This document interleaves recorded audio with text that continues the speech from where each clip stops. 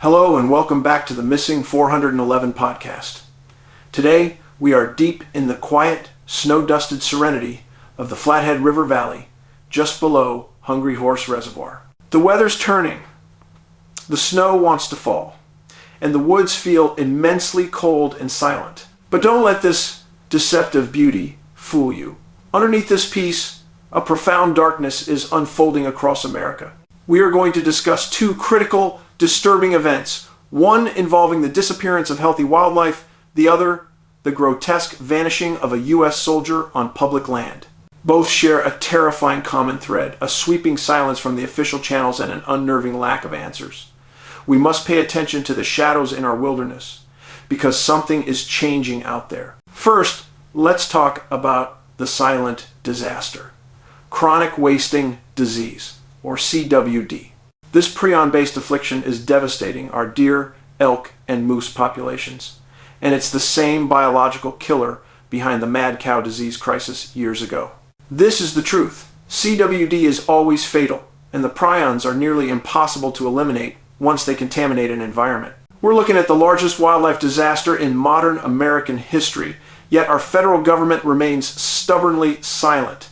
It's sweeping states like Wyoming, where nearly every county is now infected. And here is the unnerving part. The only way to confirm it is to kill the animal and test its tissue, meaning the true spread is likely far greater than we know. Think about the transmission. A diseased animal contaminates a water source or a plant, and the next healthy animal is infected. It's a creeping, invisible poison that is destroying the very ecosystem that sustains us. This is not just a disease.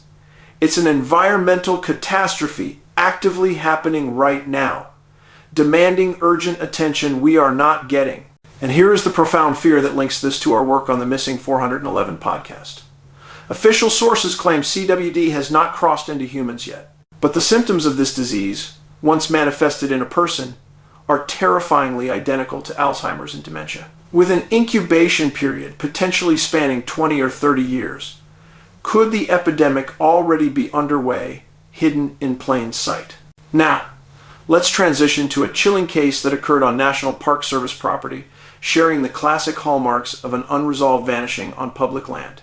We are talking about U.S. Army Specialist Enrique Ramon Martinez, a 21-year-old paratrooper who disappeared on Memorial Day weekend in 2020. This is a story of horror and unanswered questions.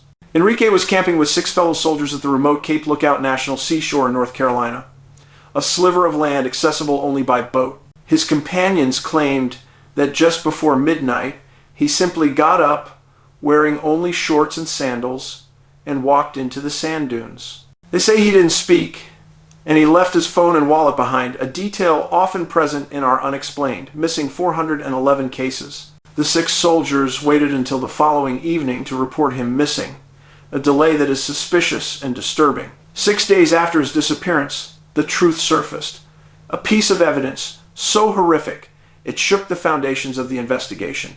Only Enrique's severed head washed ashore at Shackleford Banks, a few miles from the campsite. The rest of his body was gone, vanished, never found, despite extensive searches by the Army and the FBI. The medical examiner confirmed a clean, crescent-shaped incision near the 7th vertebrae, declaring it a homicide. But this was no ordinary crime. The precision of the cut suggested something far more clinical or ritualistic than a typical violent act. The National Park Service immediately and inexplicably relinquished their jurisdiction over the case to the Army. Why would a civilian agency hand over a homicide on their own property, especially when there were illegal drugs reportedly used at the campsite? This suggests an immediate realization that the circumstances went beyond a simple military crime. Think about the logistics of this crime. Enrique was on an island accessible only by water. The killer had to arrive by boat, commit the atrocious act, meticulously dismember the body, and remove the entire remains. Yet, no boat records or witnesses led to a suspect, and the Army has since moved the case to the cold case file, effectively abandoning it. We are forced to ask, What happens on these remote edges of our public lands that defies standard human explanation?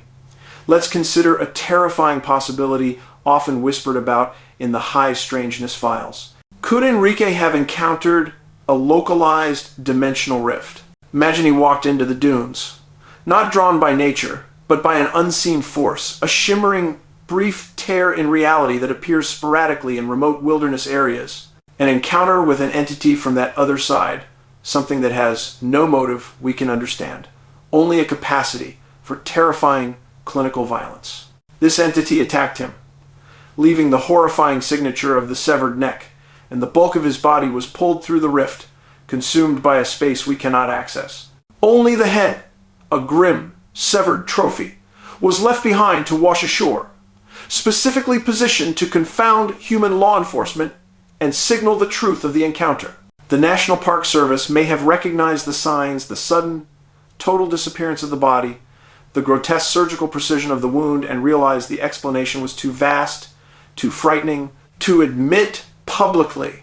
This is the dark reality of the American wilderness, a place where biological poisons thrive silently, and unexplained forces claim lives without a trace. Whether it's the slow, fatal sweep of CWD, or the shockingly violent vanishing of a young soldier, our public lands are not simply scenic reserves. They are revealing themselves to be zones of profound mystery and danger, raising questions that conventional authorities are either unable or unwilling to answer.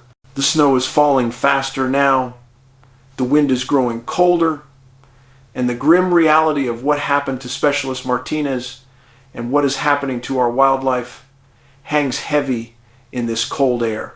Thank you for tuning in to the Missing 411 podcast.